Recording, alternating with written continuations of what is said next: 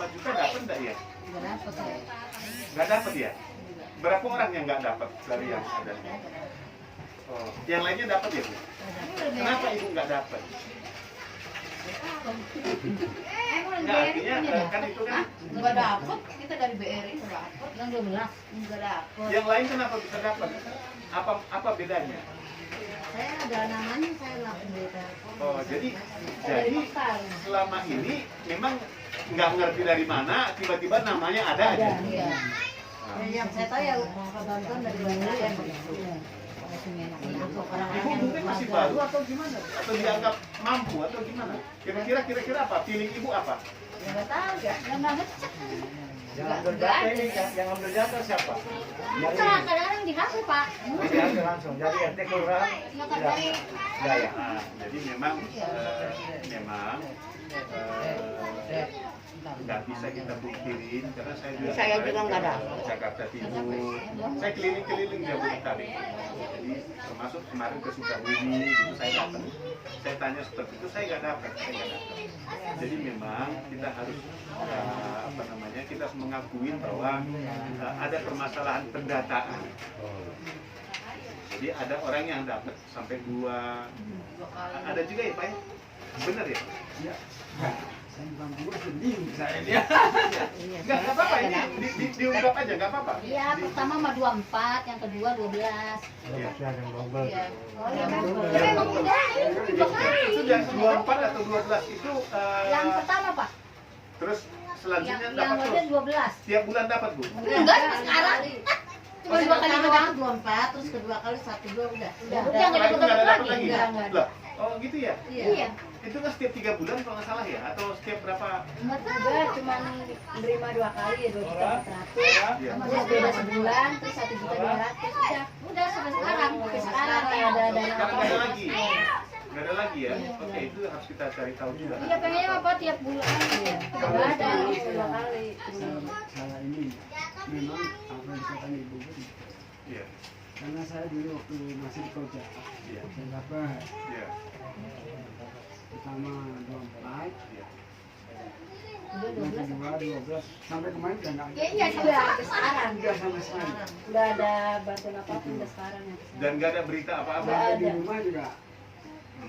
Kita emang Pernah dari mau keluar Mekar. lagi Pak, saya dapat SMS aja keluar, terus didatangin ke BRI-nya. Dia bilang, oh ini enggak Bu, nanti setelah pergantian tahun. Gitu.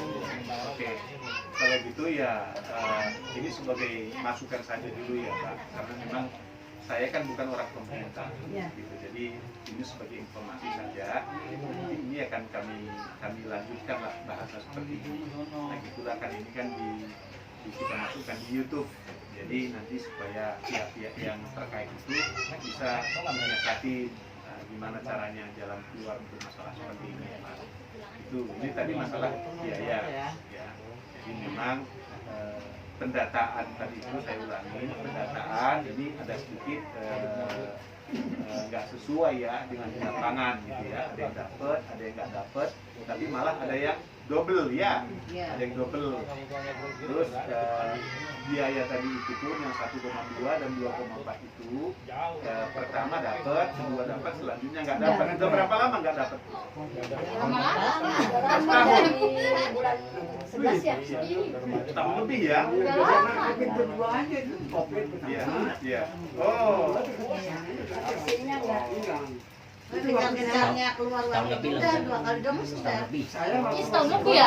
Setahun lebih. Iya, dari bulan Terus September. ada yang bilang gini Pak, kamu kan udah dapet katanya 2.400.000 sama 1.200.000. Ini takut Gantian, gawat, katanya, kasihan. gantian. Kata ini yang belum dapet Bu. oh. Tuh. Kalau ibu udah dapet, ya udah.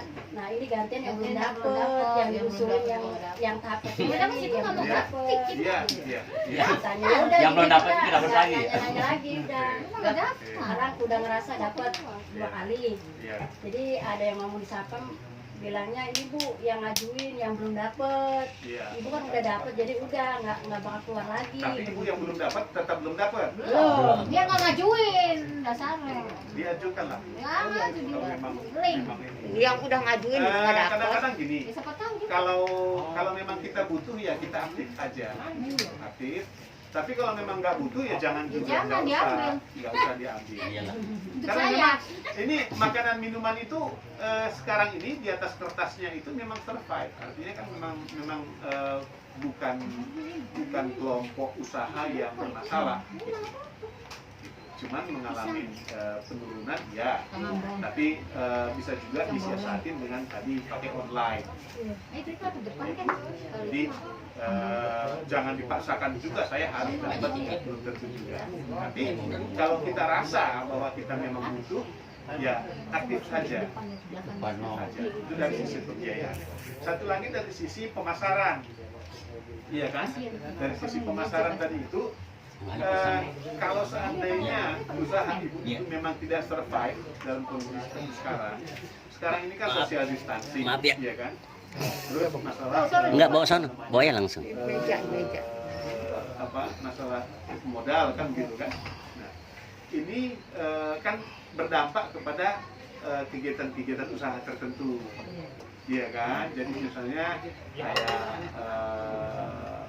kebutuhan tersier, kebutuhan sekunder itu kan mengalami penurunan. Tapi kebutuhan utama seperti makanan dan minuman, seperti bapak-bapak tadi sama ibu ini, itu saya pikir masih bisa survive, tinggal bagaimana berinovasi, gimana nih jalan keluarnya. Tadi salah satunya tadi itu ya menjaga kebersihannya, rasanya gitu. Kalau masakan itu kalau saya sih bilang usahakanlah jangan terlalu penyedap yang itu. Kadang-kadang kalau saya makan itu licin gitu lidah saya itu kadang-kadang dan haus gitu ya. Jadi jangan terlalu banyak itu. Jangan seperti itu. Coba cari Apanya dan jangan banyak, Pak? Penyedapnya. saya kan nggak mau sebut Pak, makanya karena ini di YouTube. Iya. Oh iya. Iya. Jadi kita nggak usah sebut ya. Jadi itu dia. Kalau misalnya ada yang herbal, nah itu herbal dipakai. Saya sekarang pelajarin itu bagaimana caranya supaya ini. Kalau di Singapura itu juga diperhatikan. Jadi kita kadang-kadang produk kita itu yang datang ke sana, mereka itu bilang ya itu terpecah juga sih. Tapi mereka bilang wah ini terlalu banyak ini gitu ya penyedapnya gitu. Nah itu yang harus kita pikirkan. Kita itu banyak rempah-rempah. Ya Bu ya, yang bikin gado-gado, iya kan? Nah, jadi kita itu banyak rempah-rempah, pakailah yang seperti itu. Karena ini berguna untuk kita juga.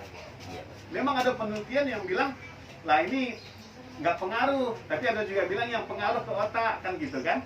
Nah, tetapi alangkah baiknya kan gitu kan, supaya kita ini kan rajanya rempah-rempah, ya rempah-rempah lah kita pakai. Nah, supaya apa? Supaya dari sisi pemasaran tadi itu kita agak berbeda Bu. Gitu, dari sisi pemasarannya. Karena ini makanan minuman ini banyak kan.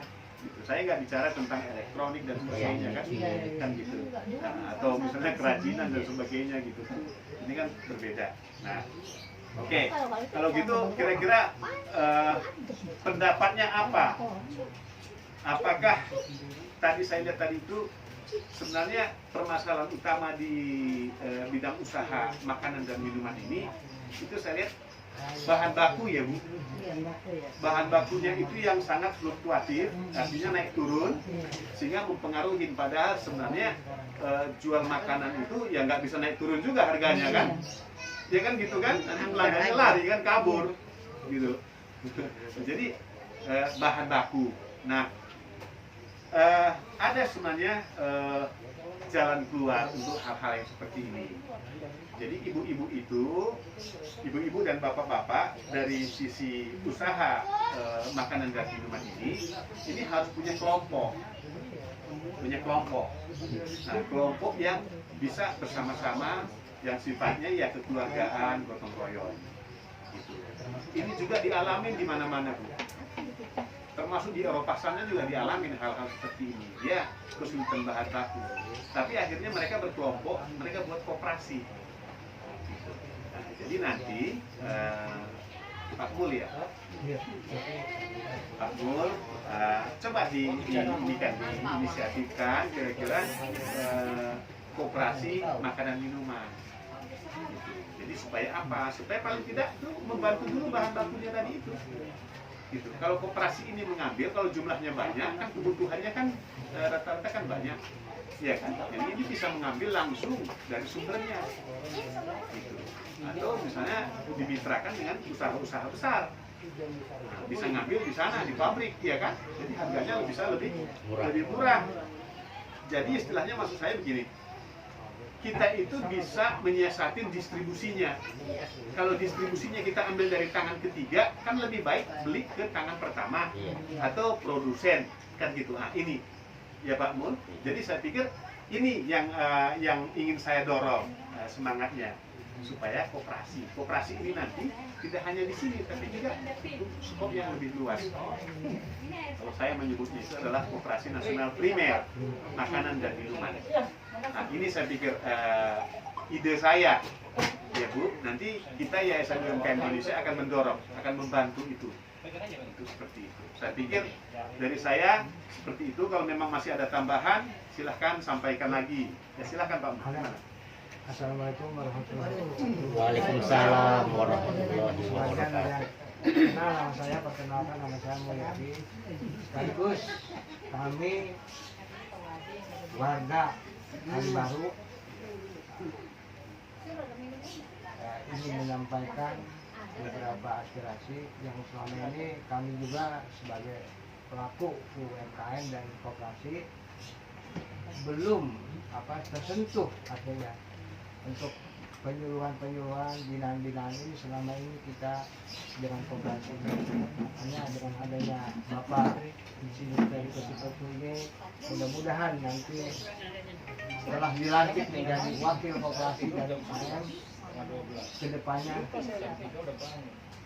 agar para pelaku UMKM dan koperasi ini bisa berkembang saat akan datang. Itu aja aspirasi dari saya. Assalamualaikum warahmatullahi wabarakatuh. Waalaikumsalam warahmatullahi wabarakatuh. Ya, jadi memang satu hal yang perlu kita lakukan ke depan ini adalah bagaimana kita dekat kepada masyarakat, demikian sehingga kita mengerti permasalahannya, Pak. Sebenarnya permasalahan solusi daripada masalah yang ada di masyarakat itu nggak jauh-jauh, nggak perlu kita ambil dari jauh-jauh, ya kan? Mereka sendiri tahu kok permasalahannya. Cuman kita harus carikan fasilitas, carikan jalan keluar untuk mereka itu bagaimana. Kadang-kadang kita sendiri, kalau kita sebagai pelaku UMKM, saya juga selaku pelaku UMKM, ya kan? Saya pernah jual boleh, pernah juga jual Kokinso, pernah juga bikin garmen, ya kan? Saya tahu persis gitu. Jadi dalam kondisi yang seperti itu, kita kadang-kadang pengen cari jalan keluar gitu. Tetapi dengan adanya penyuluhan, kedekatan pimpinan kita di pemerintahan dan berbagai pihak, nah ini sepertinya pikiran kita menjadi terbuka. Nambah nggak kira-kira setelah kita ngobrol kayak begini kan ada nambah ya, nambah pengetahuan gitu. Nah ini nanti ke depan ini, sekarang ini kan lagi digalakkan Bapak Ibu yang namanya koperasi. Jadi saya itu sedang menggagas yang namanya koperasi pemberdaya UMKM. Itu. Nah, jadi nanti di koperasi ini adalah pengusaha-pengusaha tadi itu usaha-usaha UMKM. Nah, jadi dia ini koperasi ini sekaligus nanti dia itu membiayai. Nah, jadi kan enak nanti Bu, seperti Ibu tadi kan. Ibu kan ada penjualan nih, iya kan? Ada penjualan. Ibu pakai online transaksinya, sehingga transaksi itu diakumulasi. Nanti di situ keluar sendiri Bu. Ibu sudah berhak mendapat pinjaman 5 juta. Gitu. Jadi ibu nggak perlu capek-capek lagi harus mengusulkan, capek-capek datang ke sana, nggak perlu lagi Bu. Online. Sekarang kan sudah ada teknologi gitu. Itulah gunanya ada orang yang memfasilitasi ke arah sana. Oh ya, Ibu, ini saya saya jualan seperti ini, ada penjual. Oh, nanti keluar sendiri di sana. Ibu sudah layak mendapat pinjaman 20 juta, tinggal Ibu mau ngambil apa enggak. Dari transaksi, makanya gunakan online. Gitu. Oleh karena itu, saya menyarankan semua UMKM, semua pedagang-pedagang di koperasi makanan dan minuman nanti itu masuk ke koperasi. Jadi kalau dia masuk ke koperasi semua jadi terdata. Nah, karena ada kemudahan-kemudahan yang ibu dapatkan itu, maka ibu dan bapak pun karena memang terdata seperti itu, bayarlah apa kewajibannya kan, betul? Ya, di agama aja ada dikasihkan itunya kan, zakatnya kan, ada zakat gitu. Ke pemerintah ini pun kasih zakatnya gitu. Ada zakatnya, kenapa? Ada kemudahan yang kita dapatkan.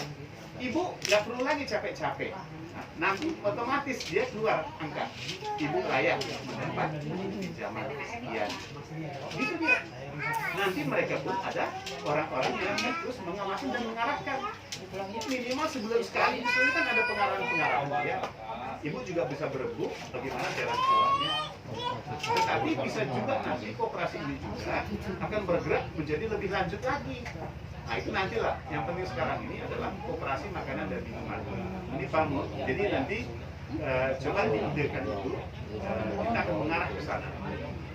Ya Pak, jadi Bapak juga tadi itu, kita akan arahkan ke sana. Ini nggak bisa cepat Pak, terus terang saja nggak bisa cepat. Tapi Bapak ini nanti mungkin kita akan fasilitasi kepada orang yang tepat. Ya, pada orang yang tepat untuk bisa bekerja sama dengan yang seperti ini tadi Pak, di bidang pangan. Ya Pak. Jadi saya pikir itu saja ya Pak. Jadi nanti kalau misalnya koperasi pemberdayaan UMKM tadi ini, koperasi makanan dan minuman tadi ini, semua ikut. Jadi kalau ada bantuan dari pemerintah, semua sudah terdata. Jadi tidak ada yang tidak dapat, sudah ketahuan semua. Tetapi mereka juga akan ketahuan. Oh, gitu dia keuntungannya banyak kok gitu. Dia nggak dapat. Jadi semuanya menjadi terbuka. Kan itu yang enak kan? Itu yang penting gitu. Jadi nggak ada yang sakit hati. Ada aturannya yang sudah kita kita ketahui bersama. Ya, saya pikir itu aja dari saya. Jadi tambahin lagi satu. Iya Pak, silakan. Ini kami mewakili dari nelayan.